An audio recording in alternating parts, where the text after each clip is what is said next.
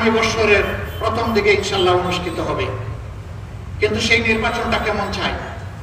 আমাদের স্পষ্ট বক্তব্য, অতীতের বস্তা পচায় ধারায় নতুন কোন নির্বাচন চাই না, এবং এমন কোন নির্বাচন আমরা মেনেও নেব না। এই নির্বাচন হতে হবে স্বচ্ছ,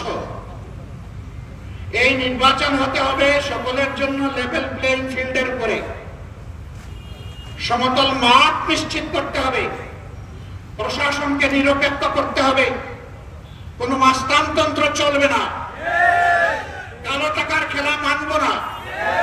এগুলো নিশ্চিত করে আগামী বছরের প্রথম অংশে নির্বাচন দিতে হবে।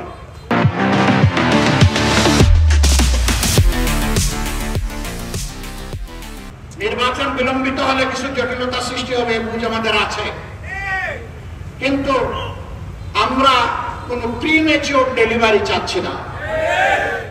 বাচ্চা 10 মাস 10 দিনে যে বাচ্চা জন্ম নেয়, সেই বাচ্চা স্বাভাবিকভাবে সুস্থ সবল থাকে। 6 মাসের মাথায় বাচ্চা জন্ম নেয়, তাকে ইনকিউবেটরে রাখতে হয়, ওই বাচ্চা সারা জীবন দুর্বল থাকে।